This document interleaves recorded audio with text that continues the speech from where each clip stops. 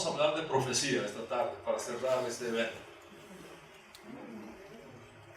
Y una de las cosas que debemos enfatizar es que todos nuestros miembros de nuestras comunidades tengan el mejor bosquejo profético disponible desde las Escrituras.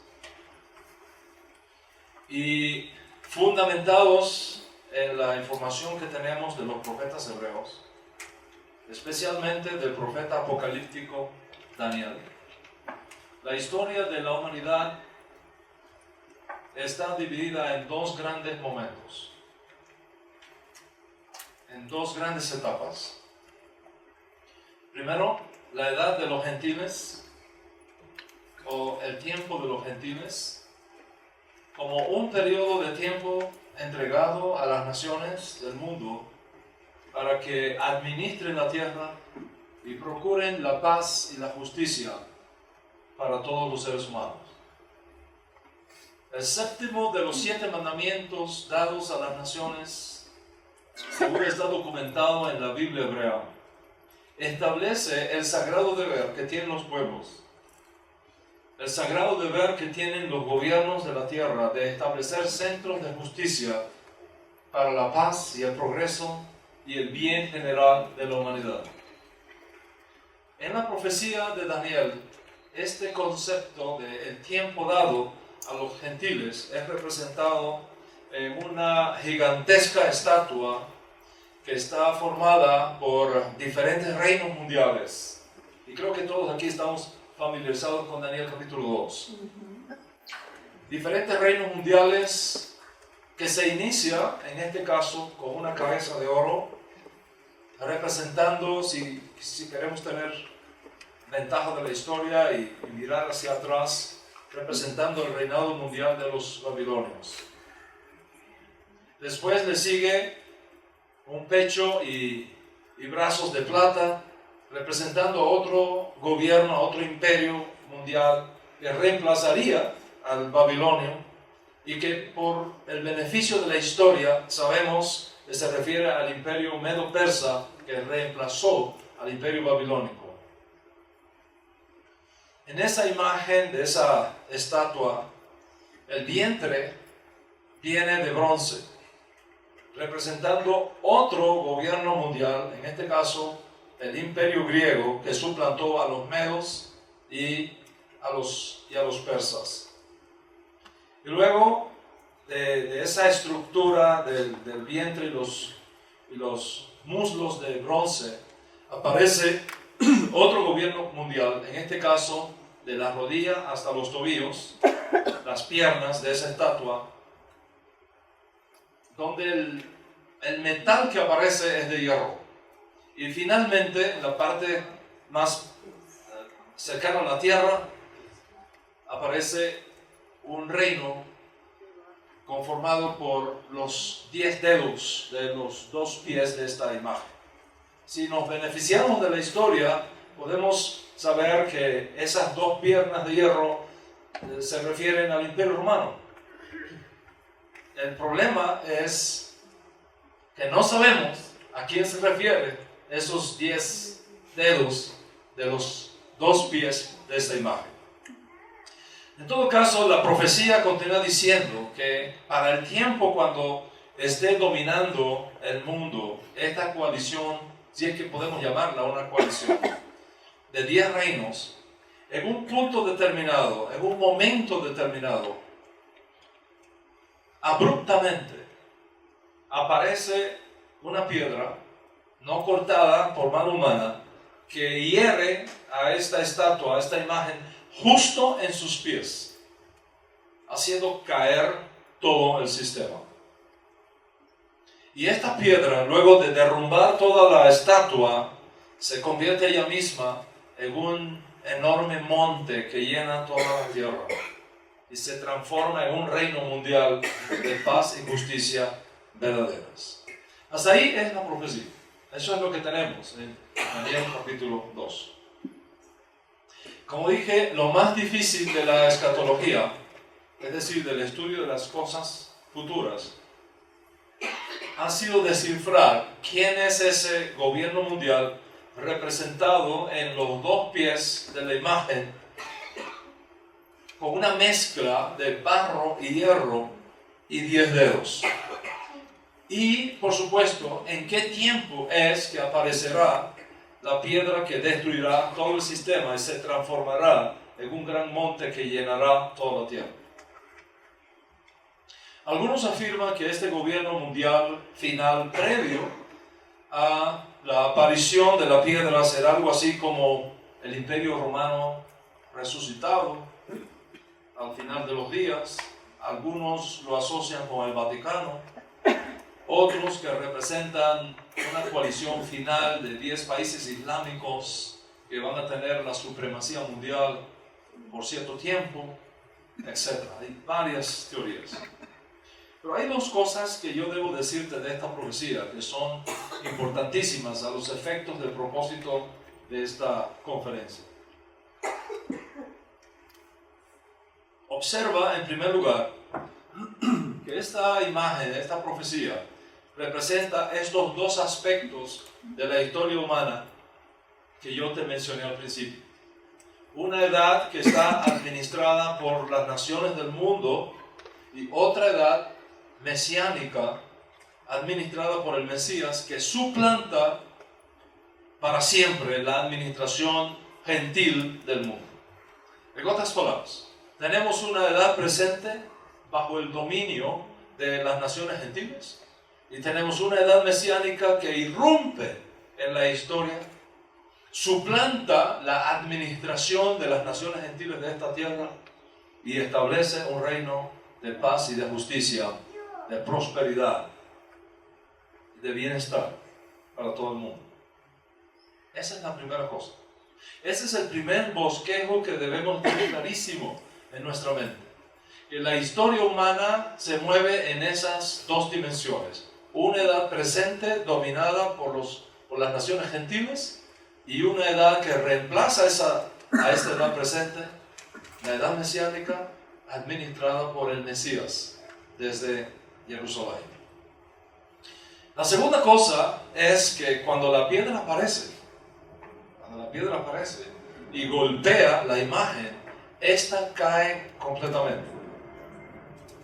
Esto significa que aunque los babilonios desaparecieron como imperio mundial, y también los medo-persas, y también los griegos, y también los romanos, y también este último imperio representado en los dos pies con una mezcla de barro con hierro y 10 dedos, aunque todos ellos se derrumbaron completamente y desaparecieron completamente, aunque suplantados por la fuerza de un nuevo imperio, la imagen misma continúa en pie hasta que finalmente cae por completo.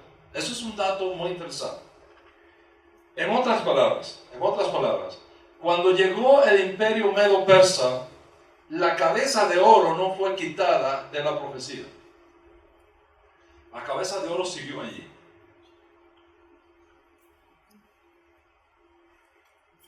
Cuando llegaron los griegos y reemplazaron a los medo-persas, el pectoral y los brazos de plata de esta imagen no fueron quitados de la profecía, siguieron allí.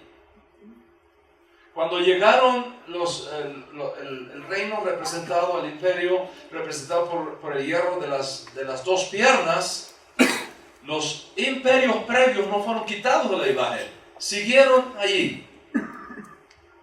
Cuando llega la última sección de la imagen, de los pies, los dos pies mezclados con barro, hierro y los 10 dedos, que suplanta al previo, no son quitados de allí. En otras palabras, en la profecía de Daniel, la imagen se mantiene intacta todo el tiempo. O sea, aunque reinos mundiales reemplazan a otros reinos mundiales, la esencia que mantuvo el primer reino en sus días continúa subsistiendo los que vinieron después, formando así un todo único que se mantiene operando y administrando el mundo. Esto es posible cuando analizamos detalladamente esta imagen y esta profecía que aparece en Daniel capítulo 2. Y eso es lo que explica por qué el último imperio mundial es una mezcla de hierro y barro, es decir, contiene un poco de todo lo previo. Y hay que tomar nota de eso a la hora de estudiar esa profecía. Por supuesto, aunque la calidad de cada imperio va disminuyendo de la cabeza hasta los pies, evidenciado por el tipo de material usado en las diferentes partes de la imagen, la idea no es que los medo-persas eran inferiores a los babilonios por ser representados por la plata, mientras que los primeros fueron representados por el oro.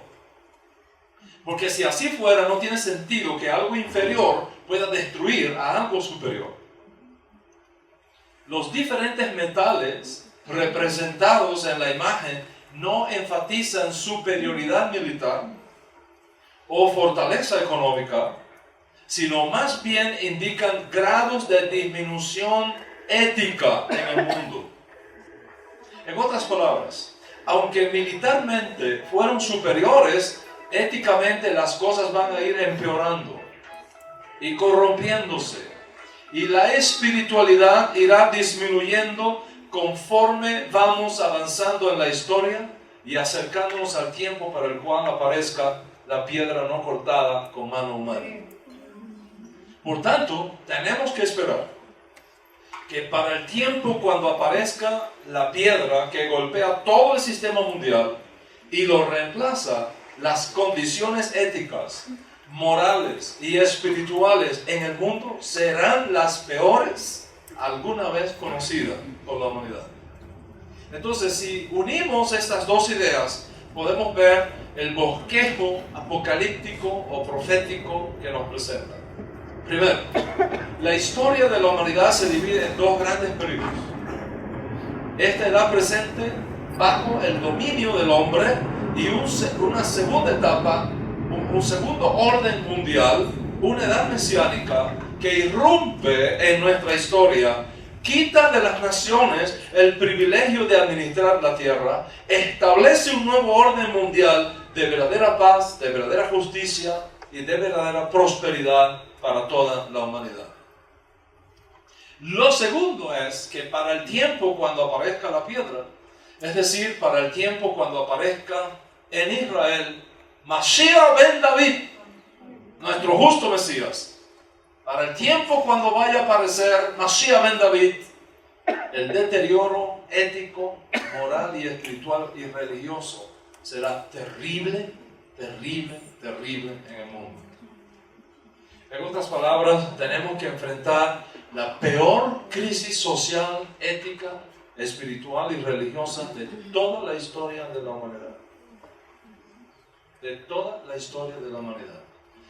Esa crisis social, ética, espiritual, religiosa, etc., va a cambiar todos los paradigmas que nosotros tenemos hoy día. El concepto de familia que nosotros tenemos hoy día va a cambiar. El concepto de país que nosotros tenemos hoy día va a cambiar. El concepto de gobierno que nosotros conocemos hoy día va a cambiar. Vamos a enfrentar las peores crisis y los más importantísimos cambios sociales alguna vez conocidos por la humanidad. Y por lo tanto, tenemos que estar preparados para sobrevivir a esos días de crisis mundial en lo mejor de nuestras posibilidades. Entonces, vamos a mirar este bosquejo general desde otra perspectiva y para ello me voy a apoyar en la semana bíblica. Vamos a ver cómo trabajamos esto acá. Dios mismo creó la semana de 7 días.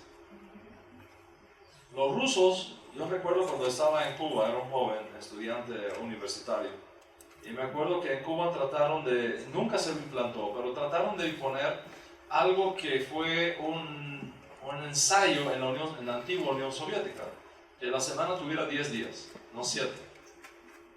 Metieron una semana de 10 días. Búsquenlo, por ahí está en internet. Metieron una semana de 10 días. A los 3 meses tuvieron que quitarla. Los accidentes laborales, el cansancio, la locura, la gente se volvía loca, cometía errores garrafales. El hombre está diseñado para vivir en ciclos de semanas. Dios nos diseñó así y no podemos cambiar eso.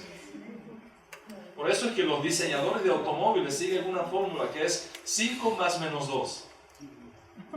En otras palabras, si tu coche tiene menos de 5 cosas que hacer, te aburres. Y si tiene más de 7, te sobrepasa y puedes cometer errores y tener accidentes. Dios mismo creó la semana de 7 días. De esos 7 días, son 6 para trabajar y 1 para descansar. Y Dios mismo nos dio el ejemplo. La creación tomó lugar en 6 días y en el 7º día Dios descansó de toda su obra creativa, es decir, no creó más. Por supuesto, uno de estos días, en algunas conferencias futuras, tendremos que escuchar a mi querido hermano y cuñado y amigo y discípulo, el ingeniero Fernando Rosero, hablándonos de los 6 días de la creación.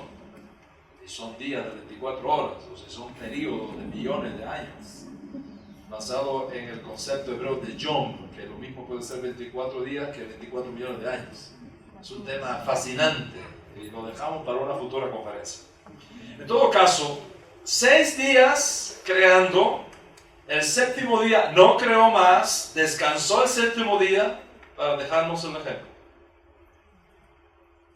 Y uno de los mandamientos permanentes que tenemos precisamente en el judaísmo es el mandamiento de imitar a Dios. Imitar a Dios en todas las cosas. Si Dios es bueno, nosotros debemos ser buenos. Si Dios cuida de la creación, nosotros debemos cuidar de la creación.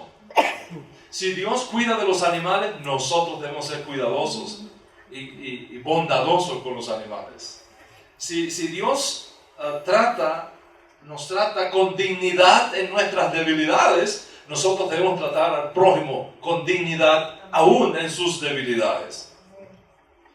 Y este mandamiento, que es fundamental en la ética judía, también es válido para las naciones gentiles.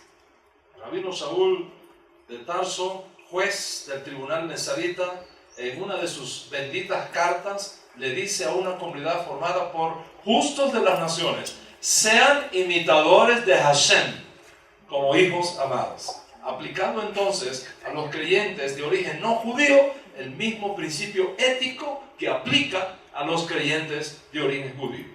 Entonces, Dios nos dio el ejemplo. 6 días trabajarás y el 7º es descanso. Entonces, la creación, la semana es creación, es obra del Eterno. Entonces, tenemos lo siguiente: 1, 2, 3, 4, 5, 6 y 7. No son los 7 días de la semana. Un día creativo, segundo día creativo, tercer día creativo, cuarto día creativo, quinto día creativo, sexto día creativo, y el 7º día que Hashem dejó de crear y le dio un nombre a ese día: Shabbat. El reposo, el descanso. El único día de la semana hebrea que tiene nombre es el 7º. Los demás días se llaman por números, no por nombres. Primer día, segundo día, tercer día, cuarto día, quinto día, sexto día, 7º día, Shabbat. La idea de domingo, lunes, martes, miércoles, jueves, viernes y sábado no obedece al plan judío, plan hebreo. Fueron ahí ideas de los amigos de Roma para recordar a sus dioses. ¿Okay? Domingo, día del sol; lunes, la luna; y el sábado, Saturno, etcétera, etcétera. Pero en la Torah, el único día de la semana que tiene nombre es el 7º, Shabbat. Lógicamente, la idea es que la semana gire alrededor del Shabbat. Que el Shabbat sea el centro de gravedad de la semana. Primer día, después del Shabbat. Segundo día, después del Shabbat. Tercer día, después del Shabbat. Cuarto día, después del Shabbat. Quinto día, después del Shabbat. Sexto día, mañana es Shabbat. Esa es la idea. Y como mañana es Shabbat, este sexto día se conoce como día de preparación.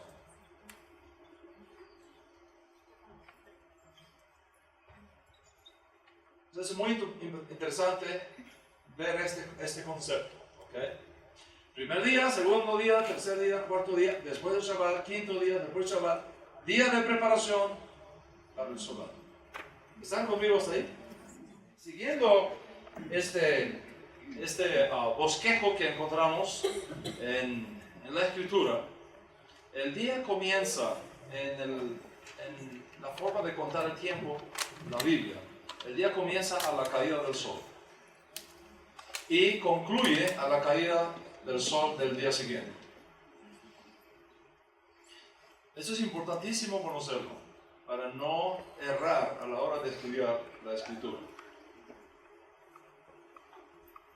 Precisamente por ignorar este principio es que la Iglesia Católica encontró en algunos textos bíblicos el apoyo para justificar el domingo como el día del Señor y reemplazarlo por el Shabbat bíblico. Precisamente por ignorar eso. Es muy importante que cuando leas la Biblia, especialmente el Nuevo Testamento, y te encuentres con primer día de la semana, que sepas que la semana no comienza, el día no comienza en el calendario, en el anuario, en la forma de contar el tiempo en Israel, en la Biblia, no comienza a la medianoche. Comienza la caída del sol hasta la próxima caída del sol. ¿Cuándo resucitó Yeshua? Yeshua resucitó sábado, no domingo. Sonría, que Hashem le ama muchísimo.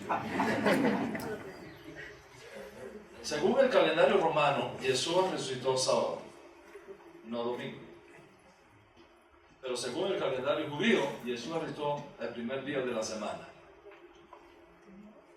¿Por qué? ¿Cuándo termina el sábado? ¿A qué hora termina el sábado?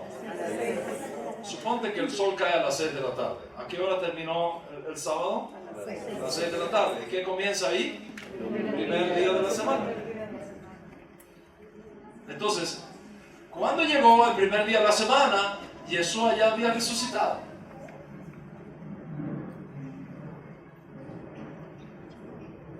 Solo que en la cuenta romana, el primer día de la semana es domingo, a partir de las 12 de la noche.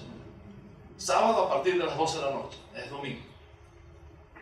Mientras que en la cuenta hebrea, domingo, digámoslo así, comienza el sábado a las 6 de la tarde con la caída del sol. O sea, hay 6 horas de diferencia. O sea, cuando lees, por ejemplo, en el Nuevo Testamento, el primer día de la semana reunidos los discípulos para partir el pan, no piensen que eso es domingo en la mañana, eso es sábado en la tarde.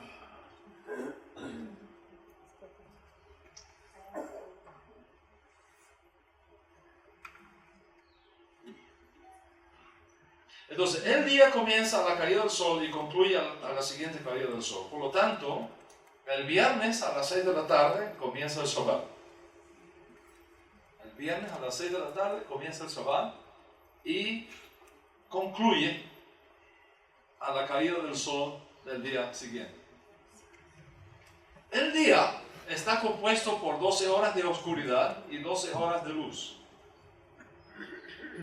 teniendo como punto de observación Israel, no Argentina, no Suecia, Israel. Teniendo como punto de observación Israel, el día está compuesto de 12 horas de oscuridad y 12 horas de luz. Normalmente, ¿no? Dependiendo de la estación, puede cambiar un poco. Las 12 horas de la noche se dividen en vigilias. La primera vigilia de 6 a 9 de la noche. La segunda vigilia de 9 a 12 de la noche. La tercera vigilia de 12 a 3 de la mañana. Y la cuarta vigilia de 3 de la mañana a 6 de la mañana. Esas son las 4 vigilias. Mashiach puede venir a la primera vigilia, puede venir a la segunda vigilia, puede venir a la tercera vigilia, puede venir a la cuarta vigilia. No sabemos en cuál de esas 4 vigilias vendrá. Las 12 horas de luz se dividen en 12 horas de 60 minutos, aproximadamente. La primera hora es de 6 a 7 de la mañana. La segunda hora de 7 a 8 de la mañana. La hora tercera de 8 a 9 de la mañana. La hora cuarta de 9 a 10 de la mañana. La hora quinta de 10 a 11 de la mañana. La hora sexta de 11 a 12 de la mañana. La hora séptima de 12 a 1 de la tarde. La hora octava de 1 a 2 de la tarde. La hora novena de 2 a 3 de la tarde. La hora décima de 3 a 4 de la tarde. La hora décimo primera de 4 a 5 de la tarde. Y la décimo segunda de 5 a 6 de la tarde. Entonces, la mañana tiene 6 horas y la tarde tiene 6 horas. ¿Están conmigo hasta aquí? Ok. De la hora 12 a la hora 18 van 6 horas y la mitad de ese tiempo es la hora tercera. Entonces, la tarde se divide en 2 secciones. La primera parte de la sexta hora a la novena y la segunda de la novena a la décimo segunda. Entre las 2 tardes significa la hora novena, las 3 de la tarde. ¿Están conmigo hasta acá? Este simple bosquejo es importantísimo para comprender mucho la profecía, porque la profecía viene dada en estos términos y uno tiene que conocerlo para ubicarse y saber exactamente de qué se nos está hablando. El aspecto profético de la semana es algo extraordinario.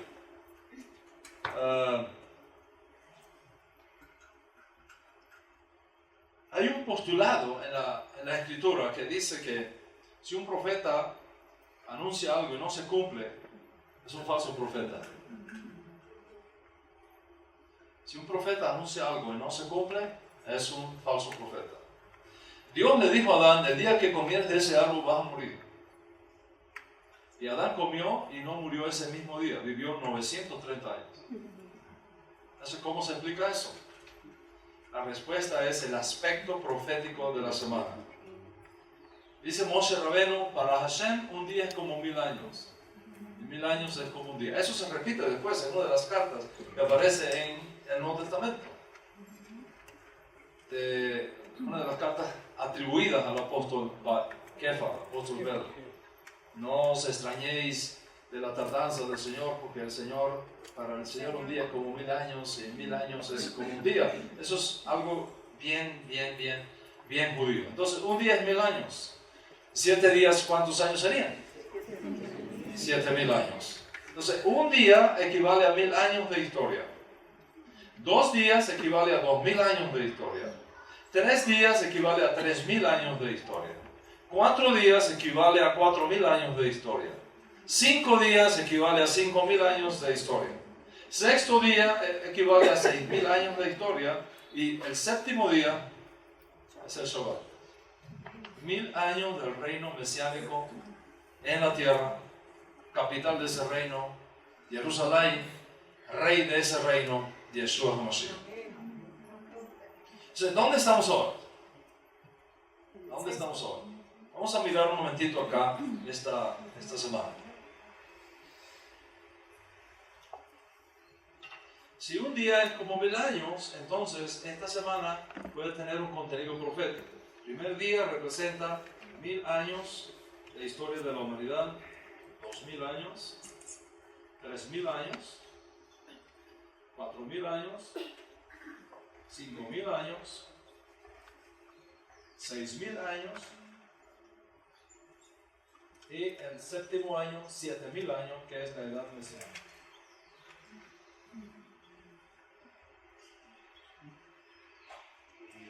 Dios le ha dado al hombre 6 días y uno está separado para que sea la edad mesiánica. ¿De dónde estamos en la historia? ¿Dónde estamos acá? ¿En qué día de la humanidad estamos? Estamos hablando que la humanidad va a tener 6000 años de historia y el 7º día es la edad mesiánica. ¿Dónde estamos? ¿Dónde nos encontramos? La buena noticia es que sabemos dónde no estamos.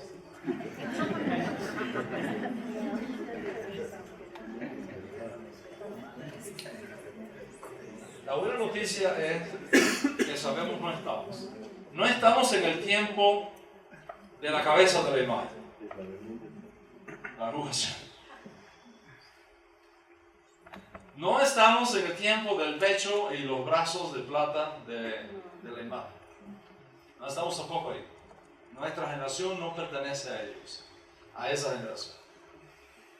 No estamos en el tiempo del muslo de bronce de la imagen.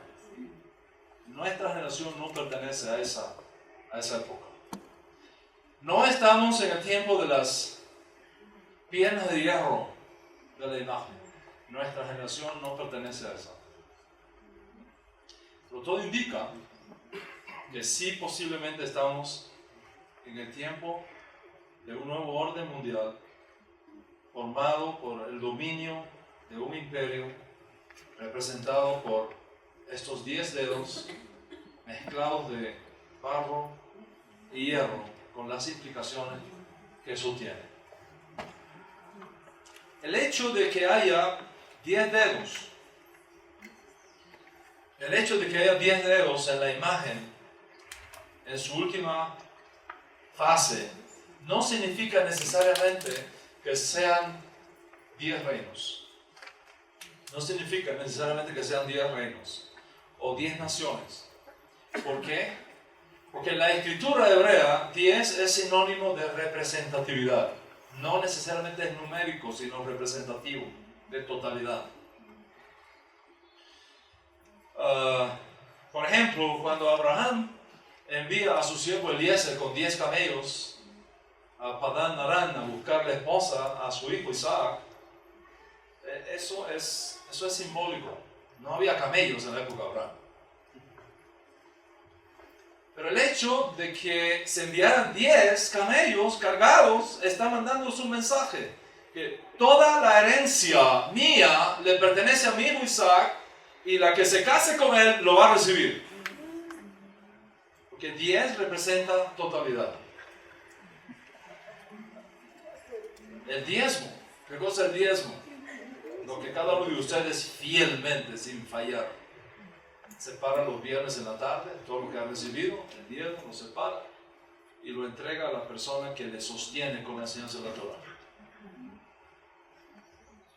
¿Qué es el diezmo? El diezmo representa la totalidad de lo que tú recibiste. En el judaísmo, cuando Abraham estaba rogando por la ciudad de Sodoma y Gomorra, tal vez hay 50 justos, y fue bajando hasta que llegó a 10. Tal vez hay 10 justos. No voy a destruir la ciudad si hubiesen 10 justos. Ya no bajó más. ¿Por qué no bajó más? Porque si baja ya no es representativo. En la mente hebrea, 10 representa la totalidad. Por eso que en una sinagoga, por ejemplo, no se inicia el servicio de Shabbat si no hay 10 varones presentes. Porque los hombres, 10 hombres, representan la totalidad de la comunidad. Y por eso dice el profeta, en los últimos tiempos 10 hombres de las naciones van a tomar del tzitzit de un yehudí y le van a decir, vamos contigo, pues sabemos que Dios está bien. No son 10 hombres. Representa la totalidad, la mayoría de la gente va a hacer eso. Así pues, que sean 10 dedos podría significar una coalición mundial que va a representar a todas las naciones del mundo. Va a ser un gobierno representativo de todas las naciones del mundo, las Naciones Unidas. Y no necesariamente 10 gobiernos específicos. Si esto es así, como yo pienso que es, yo puedo estar equivocado. ¿Okay? Porque en la profecía hay cosas que uno no puede ser matemáticamente precisos. La profecía puede cambiar muchísimo dependiendo si la gente se arrepiente o no. Dios dijo que iba a destruir la ciudad de Nínive en 40 días y resultó que no fue destruida. ¿Por qué? Porque hubo un cambio. La gente se arrepintió, Dios hizo otra cosa. Pero si esto es así, como yo pienso, entonces tenemos que estar preparados para la formación de un gobierno mundial que va a tener la característica de todos los imperios mundiales previos. Tendrá algo de Babilonia, tendrá algo de los medo-persas, tendrá algo de los griegos, tendrá algo de los romanos y tendrá algo de, bueno, lo que sea que signifiquen esos dos pies mezclados con hierro y barro y los 10 dedos. Nuestro Santo Maestro posiblemente nos advirtió de eso, afirmando que la generación que vea el inicio de este gobierno mundial final no pasará. No pasará. La generación que vea. Y eso es lo que impone sobre nosotros una tremenda responsabilidad. Porque cuando surgió en el mundo el imperio babilónico, tú no estabas allí. Tu alma no fue traída al mundo en esa época porque tú no podías funcionar en esa época. Tú no fuiste diseñado para vivir en la época de los babilonios. Dios levantó en la época de Babilonia otros hombres. En la época de Babilonia Dios levantó a los Daniel y a sus compañeros, no a ti. A ti te reservó para otro momento.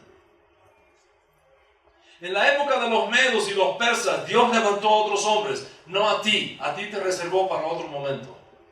En la época de los griegos, levantó a los macabeos, no a ti, porque tú no estabas diseñado para esa época.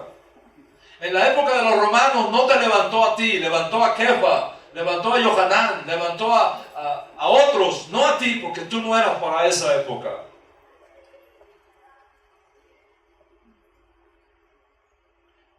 Pero para esta te levantó a ti. Amén.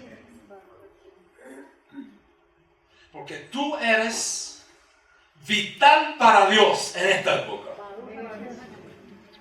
Y el mundo estaría incompleto sin ti en este momento. Porque tú no eres un accidente genético. Eres una profecía en cumplimiento. Y a menos que uno tenga esa conciencia profética, no puedes vivir intensamente este momento extraordinario que nos ha alcanzado.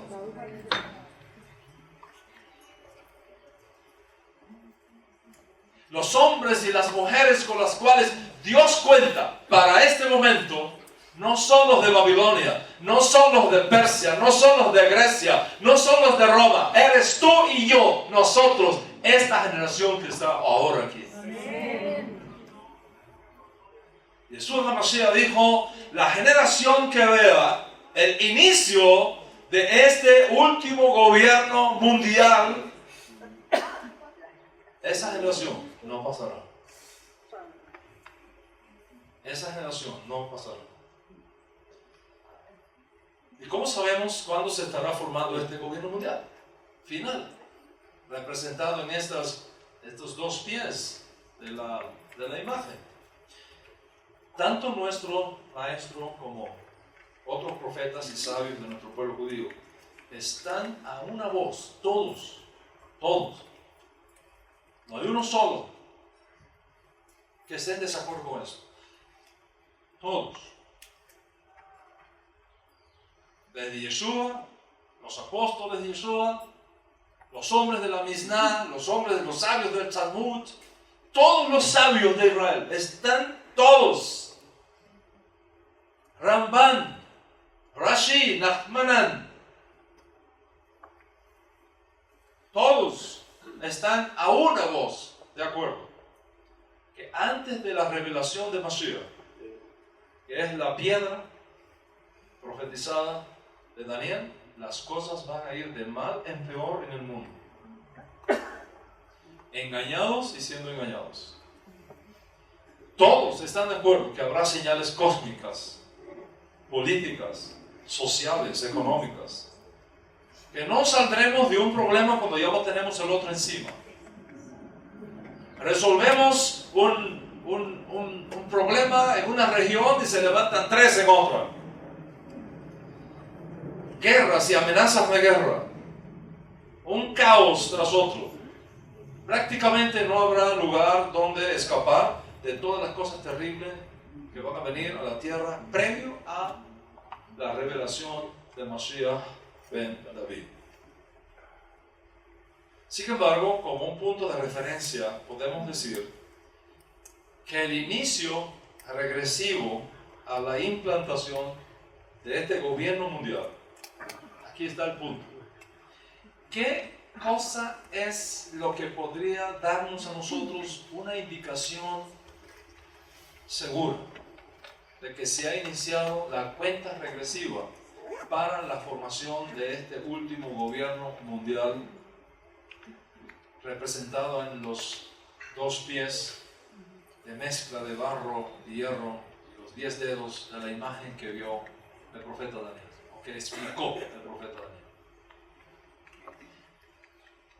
¿Qué es ese punto de referencia que da el inicio de la cuenta regresiva a la implantación de este gobierno mundial?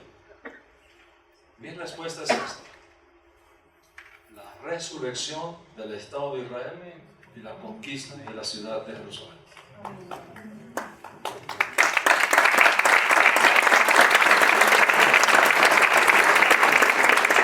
La resurrección del Estado de Israel y la redención de la ciudad de Jerusalén. En otras palabras, cuando veamos la resurrección del Estado de Israel y la conquista de Jerusalén otra vez, cuando veamos a Jerusalén otra vez en manos judías, podemos tener por cierto que ello va a iniciar la cuenta regresiva para la formación de un último y final gobierno mundial, en cuyo tiempo aparecerá la piedra no cortada con mano humana, que va a golpear la imagen justo en ese reino mundial, en su apogeo, y la suplantará por la edad mesiánica anunciada por los profetas. ¿Por qué la resurrección del Estado de Israel y Jerusalén? Porque esto fue lo que enseñó nuestro Santo Maestro, al decirnos que cuando veamos la higuera retoñar, cuando ustedes vean la higuera que retoña, el tiempo ha llegado para que se inicie esa cuenta regresiva. Jerusalén estará bajo el dominio de los gentiles hasta que el tiempo de los gentiles se cumpla. El tiempo de los gentiles, ¿okay? El tiempo de los gentiles, el tiempo que Dios ha dado a las naciones gentiles para administrar este mundo. Nuestra generación es la que ha visto la resurrección del Estado de Israel en 1948 y la conquista de Jerusalén en 1967. Por tanto, será nuestra generación la que vea el inicio de la formación de un nuevo orden mundial bajo el mando de las Naciones Unidas. ¿Están conmigo acá?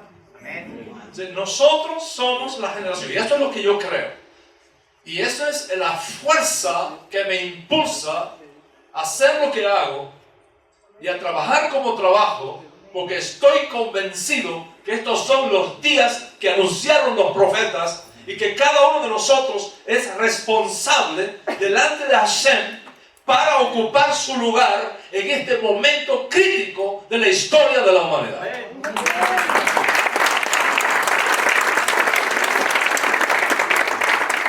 Entonces, volviendo al bosquejo de la semana, vamos a recordar esto. El Shabbat es precedido por el día de preparación, que es el 6º día de la semana, que se corresponde con los primeros 6,000 años de historia de la humanidad, a partir de la creación de Adán Harishon, no a partir de los dinosaurios. ¿Okay? No a partir de Cromañón ni del hombre de la caverna, a partir de Adán Harishon. Entonces, ese Shabbat que es precedido por este día de preparación, que es el 6º día de la semana, que se corresponde con los 6,000 primeros años de historia de la humanidad. Entonces, después de eso viene el Shabbat como un protocolo espectacular. Es espectacular. El Shabbat es un día donde no se puede ayunar. El Shabbat es un día donde no puedes pelear con tu mujer. El Shabbat es un día donde no te puedes airar con tus hijos. El Shabbat es un día donde no te puedes enojar con tu amigo, con nadie. El Shabbat es un día donde tienes que poner todo a un lado y entrar en un santuario en el tiempo. Y hay todo un protocolo que lo heredamos de los profetas. La recepción del Shabbat, el Shabbat, Kabbalat Shabbat. ¿Recuerda qué quiere decir Kabbalat? Recibir también. Kabbalat Shabbat, la recepción del Shabbat. Y se inicia con una tremenda comida el viernes en la noche. La mejor comida de la semana se hace el viernes en la noche. Si en los primeros 6 días de la semana tienes que comer pan con huevo, pon pan con huevo. Pero cuando llega el viernes en la noche tienes que tirar la casa por la ventana en lo mejor de tus posibilidades. Luego, no desayunamos en Shabbat. Hacemos una segunda comida a eso de las 11 de la mañana, de las 12 del día, dependiendo de la hora que salga el sol. En Israel normalmente, en el tiempo de invierno, la luz de la aurora sale a las 4:30, 5 de la mañana. Entonces se cuentan 6 horas y al contar 6 horas ese es el tiempo para hacer la segunda seudá, la segunda comida del Shabbat. Después por la tarde, antes de la caída del sol, se come algo más de lo que quedó. Y después se despide el Shabbat con una ceremonia muy bonita, preciosísima, llamada Dalá. Algún día les voy a enseñar cómo es que eso se hace. Es espectacular, preciosísimo. Y después que se termine esa comida, esa conclusión del Shabbat, se hace otra comida más que estableció el rey David, que es la comida en honor a Mashiach. Se llama la Melabeh HaMalkah, la acompañar a la reina del Shabbat. Es todo un protocolo, es todo un protocolo. Entonces se separa el Shabbat del resto de los días de actividad y se inicia otra semana. Quiero hacerte esta pregunta. ¿Qué pasaba en el desierto el día de preparación o 6º día del Shabbat cuando los hijos de Israel deambulaban por el desierto? ¿Cómo comíamos en el desierto? ¿Qué bajaba del cielo? Maná. Por la mañana todo el mundo salía y recogía el maná, que eran como odres de miel, 100% absorbibles. 100% absorbibles. Tú recogías aquello en una canasta, lo llevabas a tu casa y te comías aquello por la mañana, no tenías hambre hasta el otro día. Y como era 100% absorbible, no tenía toxinas de ningún tipo, no tenías ni que ir al baño, a nada. Todo era absorbible. Algo extraordinario. Pero cuando llegaba el 6º día de la semana, Dios le dijo a Moisés, dile al pueblo que el sábado, el 7º día de la semana, el día de Shabbat, no salga a buscar comida porque ese día no mando comida. ¿Y cómo va a comer en Shabbat? El viernes le voy a mandar doble porción. O sea, el 6º día de la semana, yo les voy a mandar doble porción. Entonces, ¿qué generación somos nosotros? Somos la generación del día de preparación. Amén. Y si tú eres parte de la generación del día de preparación, entonces tú eres la generación que recibe doble porción de maná.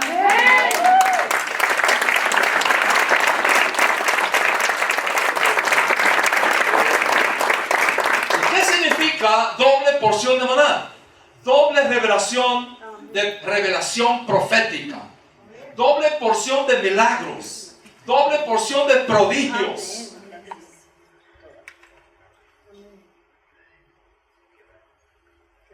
Ese es tu destino profético. Dice el profeta Jeremías en capítulo 16 de su profecía, vienen días, dice Hashem, que no se va a decir más, bendito es el Eterno que hizo subir a los hijos de Israel de la tierra de Egipto. Se va a decir otra cosa. ¿Qué se va a decir? Dice, esto es lo que se va a decir. Bendito es el Eterno que hizo subir a los hijos de Israel de todas las tierras a donde los había arrojado. Y los traeré a la tierra que juré a sus padres que yo les daría.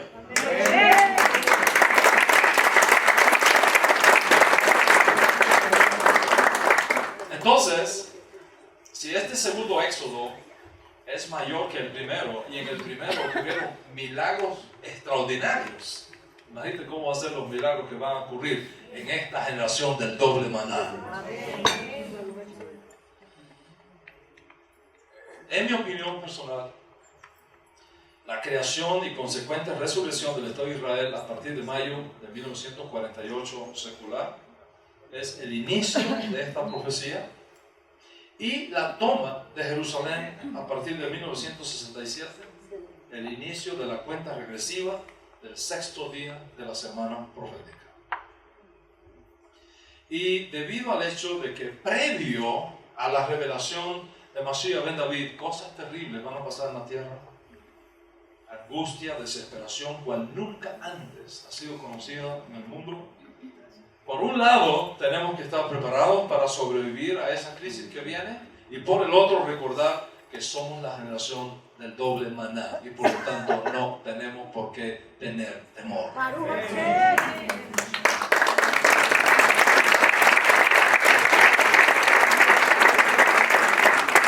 La generación que tiene la responsabilidad de preparar al mundo para la llegada de este Shabbat profético anunciado por el Shabbat semanal, eres tú.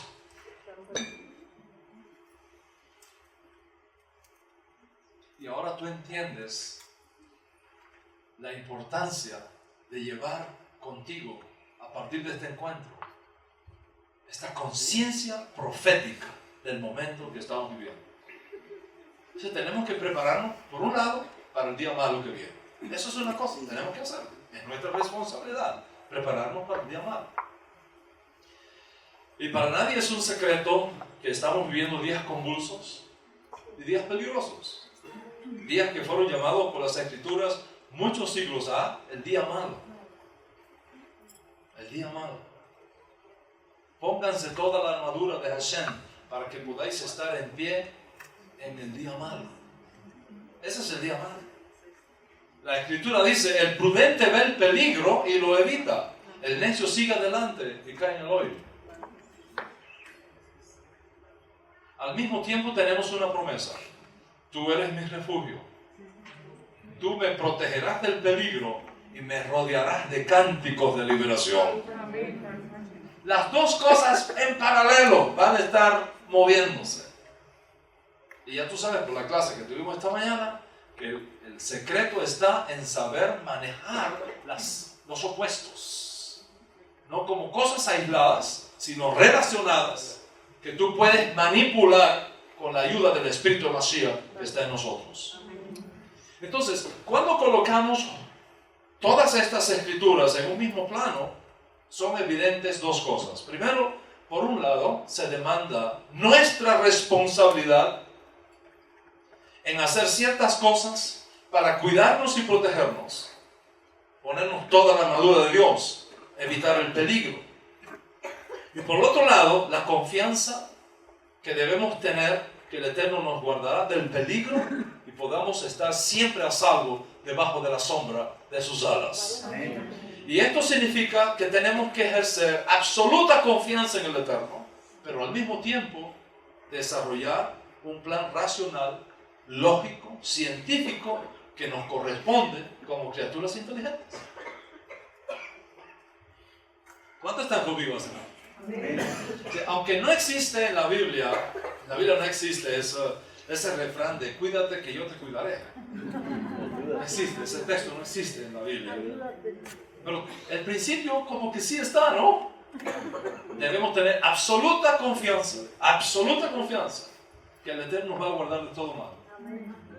Que Él va a guardar nuestra entrada y va a guardar nuestra salida. Nuestra entrada a este mundo, Él la guardó. Y nuestra salida de este mundo, Él la guardará. Él guarda tu entrada y Él guarda tu salida y todo lo que está en el medio. Él lo guarda. Al mismo tiempo se exige de nosotros prudencia. Se exige de nosotros preparación, estar alerta, tener un plan, hacer los preparativos adecuados. Antes de la llegada del diluvio universal, Dios ordenó a Noé que preparara un lugar de refugio con abundancia de comida y con abundancia de provisiones para que su familia pudiera sobrevivir a los difíciles momentos que iban a venir al mundo. Y ahí está el modelo para nosotros, porque Jesús dijo, así va a ser como en los días, va a ocurrir como en los días de Noé. De la misma manera, es importante que todos nosotros estemos debidamente preparados para las realidades convulsas que vienen al mundo y que van a ir creciendo mientras avanzamos en el fin de esta edad presente y acercándonos al comienzo de la edad mesiánica que se iniciará cuando aparezca la piedra, cuando aparezca Mashiach ben David. Entonces, se impone sobre nosotros continuar la vida como si nada fuera a pasar. Continuar la vida como si nada fuera a pasar. Pero al mismo tiempo estar preparado para cualquier contingencia en el mundo cambiante en que vivimos, que nos toque vivir. ¿Me entiende lo que estoy hablando? El primer paso para la preparación apropiada incluye la información apropiada. Mira, la mayoría de nuestros errores, con las consecuencias que conllevan, es el resultado de no tener la información apropiada cuando tomamos esas decisiones. La mayoría de los errores que nosotros cometemos es por falta de información. Si tú hubieras sabido las cosas como fueron después, posiblemente no habrías hecho lo que hiciste. Es nuestra falta de información lo que nos lleva a cometer serios errores en la vida. Debido a esto, me gustaría que en esta conferencia entendiéramos que el primer paso en tu correcta preparación para cualquier eventualidad que pudiera ocurrir, dadas las señales de los tiempos que nos han llegado y que nos están siendo enviadas, es esta: el prudente ve el peligro y lo evita, el insensato sigue adelante y sufre las consecuencias. Entonces, al escuchar este proverbio en el uso de la frase ser prudentes o insensatos, viene a nuestra mente inmediatamente la parábola de Yeshua de las 10 vírgenes, ¿no? 10 vírgenes, 5 eran prudentes, 5 insensatas. Y cuando llegó la hora cero, las insensatas no tenían cómo resolver la situación. Pero las prudentes, que tomaron medidas preventivas, salieron adelante. Y este principio aplica perfectamente a nuestra condición actual, donde vemos serias crisis enfrentando al mundo: política, militar, económica, social, psicológica, familiar, espiritual, y pare de contar. Nuestro Santo Maestro, el Maestro de Justicia de Israel y del mundo, Su Majestad Yeshua Mashiach, nos pide que estemos alertas, que estemos preparados, porque los días del fin de esta edad presente van a venir como un lazo que va a caer sobre toda la tierra. Como un lazo, quiere decir, cuando menos lo imaginemos, vamos a estar todos atrapados en el sistema mundial final que viene. Cuando menos lo imaginemos.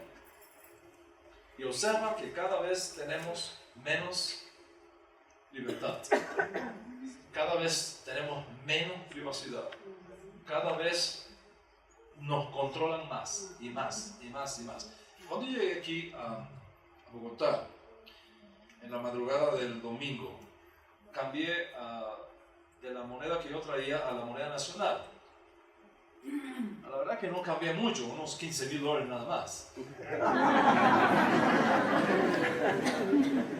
Cuando pongo los billeticos de mi moneda debajo de y le entrego el pasaporte, la chica saca un papel de ese tamaño, así, de ese tamaño.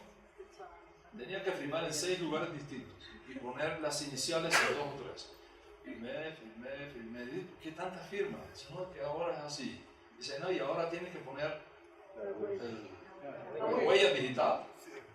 La huella digital, tienes que cogerla, ponerla ahí, ponerla aquí, ponerla aquí. Y tú sabes que no me gusta esto. Le dije a la chica, la verdad que no me gusta esto. Así empezó Cuba y mira cómo terminó, ¿eh? Y le puse, lo tuve que poner, si no, no me daban la moneda. Estoy controlado por todos lados. Hasta para cambiar $60. ¿A ti te pasó igual, Xavier? ¿Te pasó lo mismo? Sí. Dejaste la huella ahí. Sí. Estás fichado. Estás fichado. Vas a un país, te sacan fotos digitales por todos lados, controles por todos lados. Dice Yeshua como un lazo, como un lazo. Yo no sé cuántos de ustedes siguen la noticia de las cosas que están pasando en Estados Unidos. Son terribles las cosas que están pasando en Estados Unidos. Ahora les voy a hablar de algunas de ellas.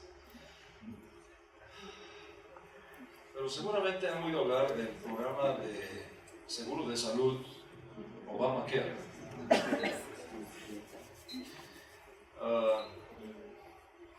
Antes de venir para acá hubo una reunión en el Congreso, antes del Congreso entrar en receso, y se planteó si Obamacare seguía adelante o no seguía. Los republicanos son mayoría en el Congreso en este momento. Y se perdió la votación. Ganó Obamacare. 3 republicanos votaron a favor con los demócratas. Y se perdió la votación 51 a 49. Si ellos 3 hubieran votado, se hubiera reemplazado el sistema de Obamacare. Lo interesante del sistema de Obamacare es que establece que en un punto determinado se va a colocar un chip en la mano para controlar todo el sistema de salud de todos los ciudadanos de Estados Unidos.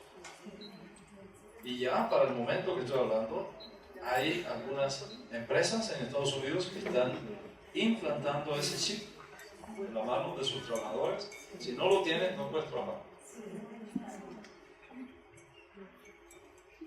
Y lo que viene es dracónico. Es dracónico porque por ahí no solamente te controlan y saben todo tu historial médico y saben dónde tú estás, dónde te mueves, sino que cuando tengas una enfermedad terminal para la cual no hay una respuesta médica, simplemente activan eso ahí y te mueres. ¿Para qué gastar dinero en una persona que no tiene cura? Pues yo no sé si eso será la famosa señal de la bestia, la mano aquí, posiblemente sea el anticipo de eso. Pero la cosa es seria. Creo que todos nosotros sentimos el dominio de los gobiernos sobre nosotros y nos sentimos impotentes para responder a eso. Entonces tenemos la responsabilidad de estar preparados. Entonces, la idea no es cundir el pánico y recomendar que usted se vaya para una montaña y se esconda allí, que ya esto se acabó y viene la venida del Señor, que va a pasar mañana, ni mucho menos. No, esto no significa que tienes que dejar de estudiar, tienes que seguir estudiando tus estudios. ¿Okay? No tienes que abandonar tu trabajo. Los que están de novio, cásense. Y tengan hijos. ¿Okay? La vida tiene que seguir igual, como si nada fuera a pasar. Pero al mismo tiempo, estar preparados para que si algo pasa, no me tome de sorpresa. Los que vivimos en zonas de huracanes, yo creo que ustedes no tienen ese problema acá en Bogotá, tal vez en Barranquilla sí, o en Cartagena, la costa. Pero nosotros que estamos en el Caribe, por ejemplo, somos asustados por huracanes casi todos los años. Y cuando se anuncia la llegada de un huracán, tenemos que tomar ciertas medidas. Tenemos que reunir alimentos, guardar agua, poner cosas en un lugar seguro, animales, la familia, las personas mayores, medicinas. No cuesta nada estar informados de qué hacer en una situación de emergencia que nos sorprenda y tener claro cuál será nuestro plan de escape en el evento que nos encontremos en una situación así. Los que volamos a menudo, por ejemplo, yo que viajo unas 160.000 kilómetros todos los años, no hay un solo vuelo que yo haga que antes de partir, por ley, nos indiquen las medidas de seguridad del avión y qué hacer en caso de una emergencia. Constantemente, no hay un solo vuelo donde se enseña cuáles son las medidas especiales que deben ser tomadas en caso que algo salga mal en el vuelo. Eso no tiene la intención de asustarnos. Eso no tiene la intención de provocarnos pánico. Simplemente son medidas lógicas, científicas, de seguridad necesarias para toda persona inteligente que sabe que en un momento determinado las cosas pueden cambiar y debemos conocer con anticipación qué hacer para minimizar el impacto que una situación de emergencia pueda tener en nuestras vidas y en nuestras familias. Todos nosotros tenemos que ponernos el cinturón de seguridad cuando manejamos nuestros coches. Tenemos que sentar a nuestros niños en una silla de seguridad para minimizar cualquier emergencia de algún accidente o aleno que se pueda presentar en el camino. De la misma manera, tenemos que hacer todos nosotros en el tiempo que estamos viviendo. No nos cuesta nada estar preparados y colocar así un cerco de protección alrededor de nuestras familias, mientras que al mismo tiempo tenemos absoluta confianza en el Eterno, que nuestras vidas están seguras en sus manos, que aún los cabellos de nuestra cabeza están numerados y por tanto no tenemos por qué tener miedo, ni depresiones, ni desequilibrios emocionales, porque el que nos trajo aquí nos está guardando todos los días y nos llevará finalmente con victoria a nuestro destino final.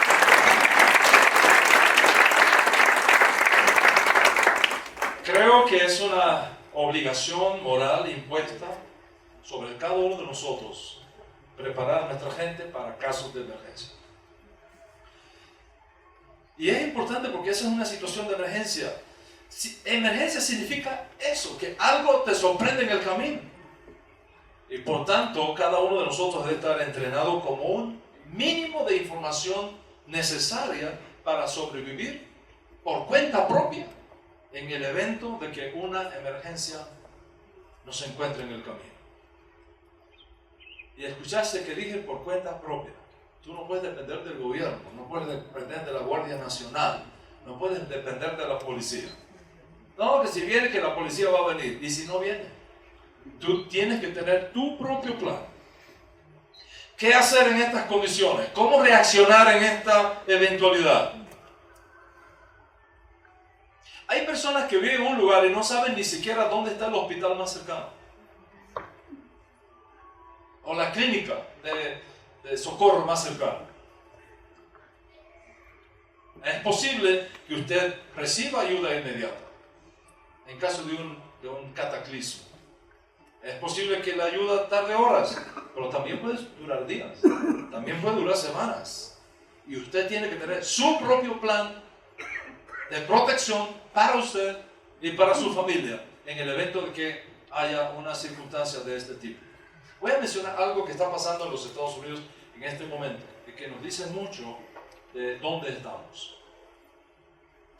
En Estados Unidos hay una agencia de administración de aeronáutica del espacio, se llama NASA, que posiblemente creo que todos ustedes la conocen, están familiarizados con ella.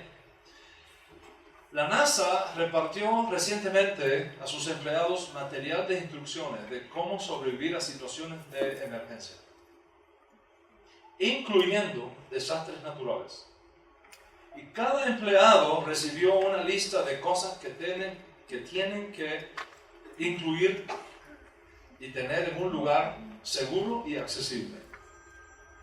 Entonces pregúntate, si la NASA está preparándose y ayudando a preparar a sus empleados, ¿qué saben ellos que nosotros no sabemos?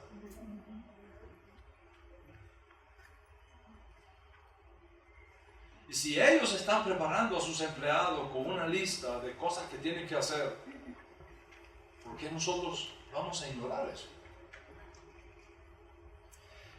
En Estados Unidos también hay otra organización que se llama FEMA. Es muy importante, es la agencia federal que maneja las emergencias. Y ha estado realizando suministros para desastres y adquiriendo rápidamente cientos de miles, no 10 ni 20, cientos de miles de millones de productos listos para consumir, incluyendo mantas y bolsas para cadáveres de seres humanos. En otras palabras, el gobierno de Estados Unidos se está posicionando antes de una fecha todavía desconocida para una calamidad que ellos están esperando que puede suceder. En lo que va de este año 2017, nos han llegado informes confidenciales que FEMA ha comprado grandes reservas de alimentos. Y esto nos tiene que servir a todos de luz amarilla, de alerta amarilla para cada uno de nosotros. Prepararnos también. Si la ayuda del gobierno llega, Baruch Hashem, debemos estar preparados, no obstante, para cualquier eventualidad. Nuestras familias deben estar bien informadas, bien preparadas y bien suministradas. Si estas organizaciones que son tan importantes están tomando pasos para prever cualquier emergencia, lo más probable es que ellos saben cosas que nosotros no sabemos. Y por lo tanto, nosotros tenemos que estar preparados, tener los suministros básicos para sobrevivir varios días sin electricidad, varios días sin internet, varios días sin transporte público, varios días encerrados en la casa. Tener medicinas básicas, primeros auxilios, equipos de emergencia privado y familiar. Todas esas cosas las tenemos que tener. En mi casa, por ejemplo, yo tengo 2 bolsas de alimento para mi hija, preservados que duran 50 años y que la pueden alimentar a ella por 6 meses. Las tengo ahí, están acá, las guardé, ahí están. Un radio que no necesita electricidad para funcionar. Él mismo genera su propia electricidad. Mi cuñado me regaló una lámpara, o fuiste tú. Me regalaste una lámpara de emergencia para circunstancias de esa naturaleza. Tener agua potable. Compré un filtro de agua que vende el ejército de Estados Unidos, que aunque el agua la tomes putefacta, en 30 minutos tienes agua pura, sin electricidad, por gravedad. Con un filtro que me da más de 50,000 galones de agua pura y que puedo llevar conmigo a cualquier lugar. ¿Qué hacer ante un colapso económico y el cierre? Imagínate el cierre de todos los mercados, los bancos, los medios de transporte público. ¿Qué hacer ante los disturbios sociales que van a seguir cuando hay circunstancias críticas en un país? De robo, de atracos, de saqueos. Gente que se aprovecha de la situación para quitarte tus pertenencias, tus comidas, tus provisiones que ellos almacenaron. Yo estoy en contra del uso de las armas.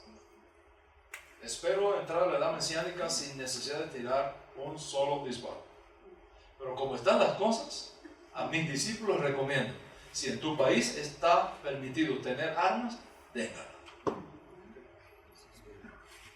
La defensa propia está permitida. Está permitida.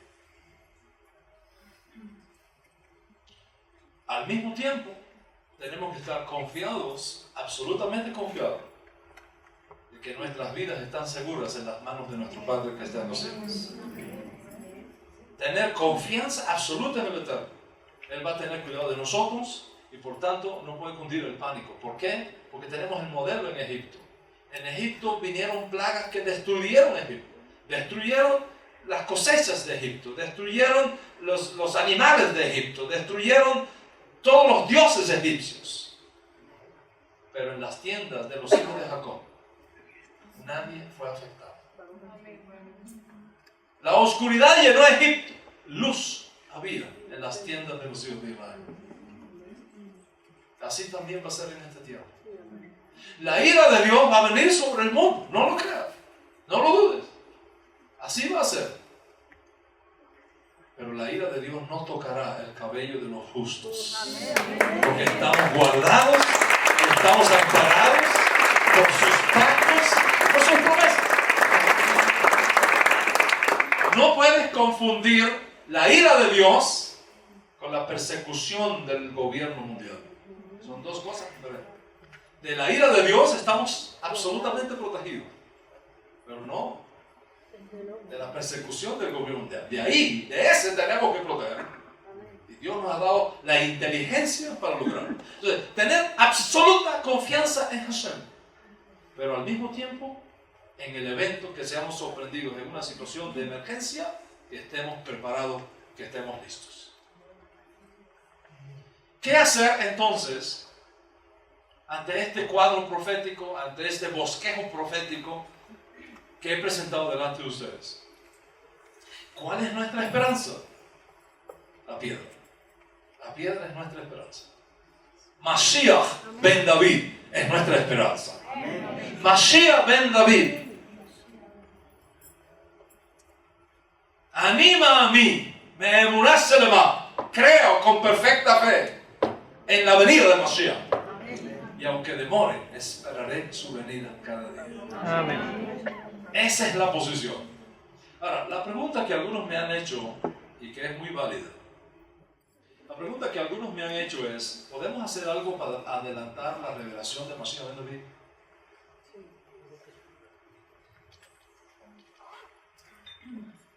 ¿Sabes que el té caliente es mejor que el frío?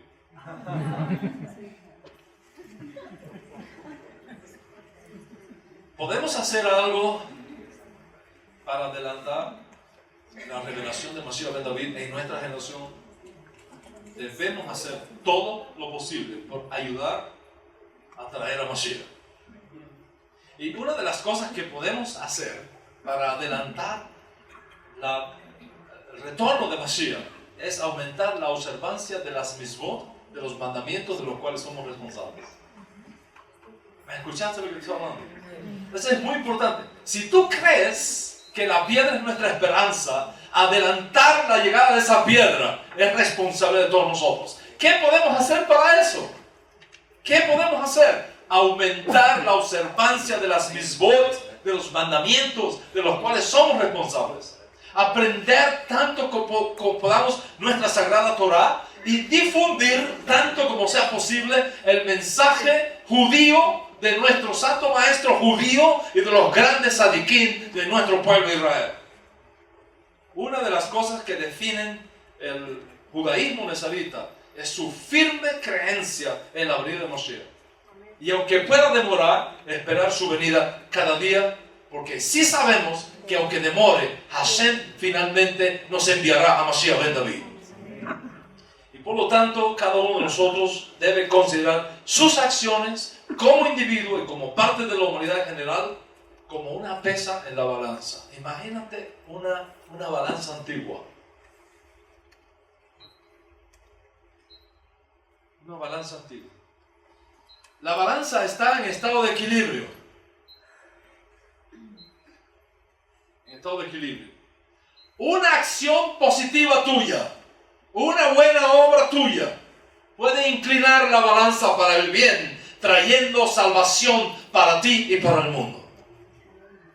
Cuando una persona piensa que un solo mandamiento que cumpla, de lo cual es responsable, una sola buena obra de caridad que haga, por su importancia, puede mover esa balanza hacia el bien de la humanidad, entonces llenarnos de buenas obras es una manera de traer pronto a Mashiach entre nosotros.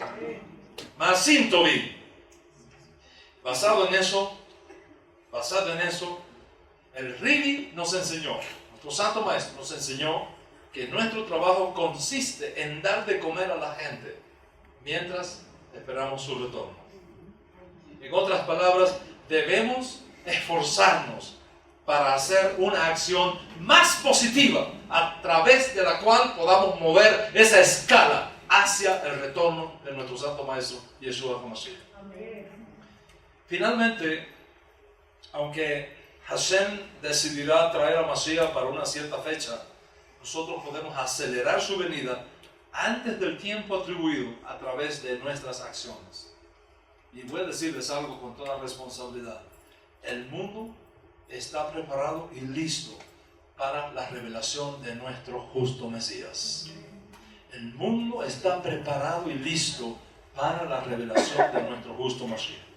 Nuestra tarea es simplemente agregar el toque de la esperanza para que Hashem nos mande a Mashiach ben David pronto y en nuestros días. Y no es suficiente esperar, y no es suficiente hacer buenas obras, no es suficiente guardar mandamientos. Tenemos que rogar a Hashem que nos mande a Mashiach. Rogarle a Hashem todos los días, mándalos a Mashiach, como dice en nuestros libros. Sí, ven Señor Yeshua. Y la esposa dice ven, y el que cree diga ven. Sí, ven Señor Yeshua.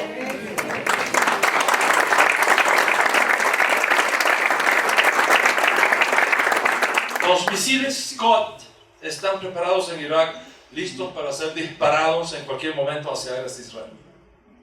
Corea del Norte tiene la capacidad militar y lo ha demostrado para lanzar misiles intercontinentales contra Israel. Sin embargo, podemos estar confiados que Israel no pasará otra vez al exilio. Masada no ocurrirá otra vez, porque nuestro Santo Maestro nos dijo que para cuando lleguen esos días no debemos temer, porque ni un solo cabello de nuestra cabeza perecerá. Así que no temamos. Piensa en esto. Piensa en esto. 70 años atrás, los judíos en Europa fueron conducidos por el nazismo como corderos al matadero. 70 años atrás. 70 años atrás no existía el Estado de Israel. Finalmente, Hashem nos resucitó nuestro Estado en 1948. Unas horas después de David Ben Gurión anunciar la creación y la resurrección del Estado judío en mayo de 1948, 7 naciones árabes nos declararon la guerra inmediatamente. ¿Sabes cuántos soldados teníamos en Israel para ese momento, para enfrentar a esa coalición árabe? 6.500 soldados solamente. 6.500 soldados judíos contra el resto del mundo árabe que se cuentan por millones. Para ese tiempo no existía el IDF, Israel Defense Force, Fuerzas de Defensa de Israel. No teníamos flotillas de aviones de combate para proteger nuestros cielos. Unos pocos valientes soldados sin ningún lugar donde ir, sin ningún lugar donde refugiarse. Líbano, Siria, Irak, Jordania, Arabia Saudita, Libia y Egipto. Todos se confabularon. Nos atacaron por todos lados al mismo tiempo. Y sobrevivimos. Piensa también en eso. Cuando las Naciones Unidas decidieron darnos un pedazo de tierra para crear el Estado judío, el 65% de esa porción de tierra era desierto. 65% desierto. Para 1967, 50 años atrás, Israel se vio rodeado de nuevo por Egipto, por Jordania, por Irak, por Siria. Su meta, ahogarnos en el mar, hacernos desaparecer de la faz de la tierra. Nos rodearon con poderosas armas soviéticas, con tanques sofisticados, con una infantería incontable de soldados listos para destruirnos y acabarnos. Y en solo 6 días los vencimos a todos. En solo 6 días los vencimos a todos. No solo los vencimos, recuperamos la parte este de Jerusalén, quitamos las barricadas que habían puesto los jordanos, unificamos la ciudad y la declaramos la capital eterna, unida e indivisible de Israel.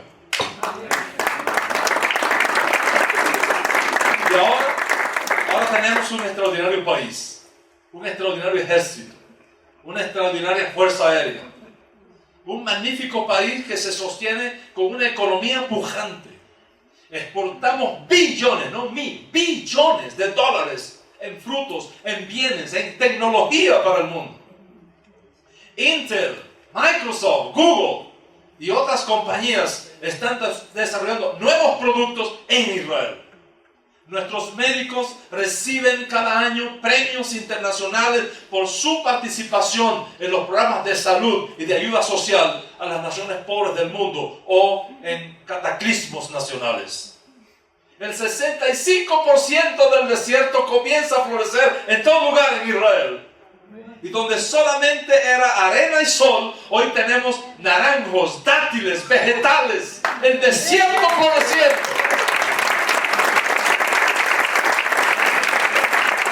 Fuimos capaces de lanzar al espacio 3 satélites al mismo tiempo. 3 satélites al mismo tiempo. Y ahora mismo que estoy hablándoles, Israel está a la par, en el mismo rango de desarrollo que las poderosas naciones del mundo como Estados Unidos, Rusia, Alemania, Gran Bretaña, Francia, China. Israel es parte de las naciones de la tierra que controlan el espacio extraterrestre y forman parte del reducido grupo de naciones que tienen poder atómico para defenderse. Y pensar que solo 70 años atrás estamos desparramados por el mundo, a expensas de los dictámenes de las naciones de la tierra. ¿Le vamos a temer a China? ¿Le vamos a temer al loco de Pyongyang? ¿Le vamos a temer a Rusia? ¿Le vamos a temer a Hamas? ¿A Hezbollah? Sobrevivimos a los egipcios, sobrevivimos a los babilonios, sobrevivimos a los medo-persas, sobrevivimos a los griegos, sobrevivimos a los romanos, sobrevivimos a la Inquisición de España, sobrevivimos a los pogroms de Rusia, sobrevivimos a los ataques destructores y genocidas del nacionalsocialismo de Hitler. Todas las naciones que procuraron nuestra destrucción han desaparecido. Nosotros estamos en pie. Nosotros estamos en pie. ¿Dónde están los egipcios? Se fueron. ¿Dónde están los babilonios? Se fueron. ¿Dónde están los medo-persas? Se fueron. ¿Dónde está el imperio griego? Se fue. ¿Dónde está Roma con sus emperadores? Se fueron. ¿Qué nación del mundo hoy habla el latín de los romanos? Cero.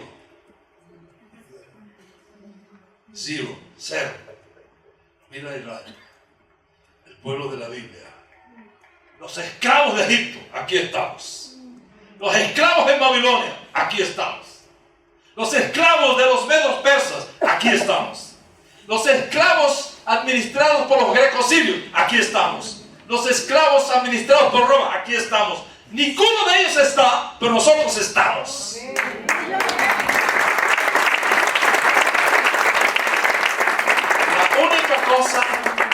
La única cosa que el mundo tiene que perdonarnos es que no tenemos miedo.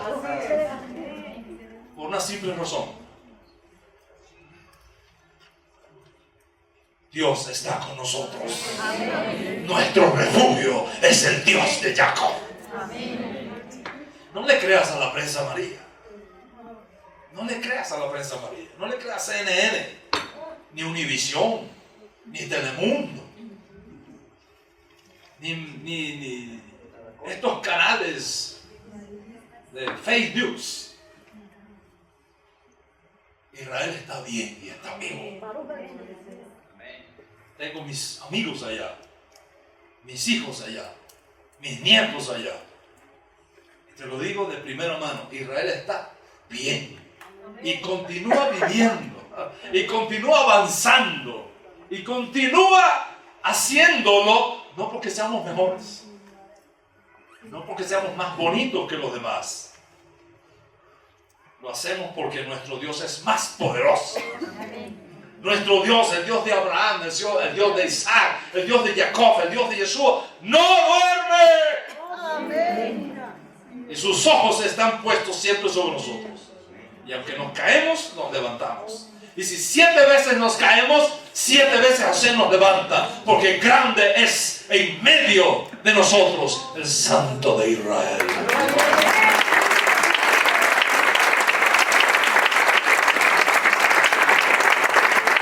Y ese mismo Dios que cuida a nuestro pueblo Israel, que eres Israel, es el mismo Dios que te cuida a ti aquí también en Colombia. Es el mismo Dios que te va a guardar. Es el mismo Dios que te va a sostener.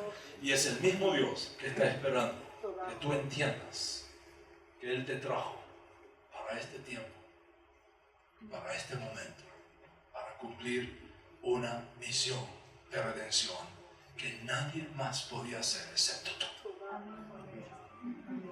Y por eso no naciste en la época de los babilonios, ni en la época de los romanos.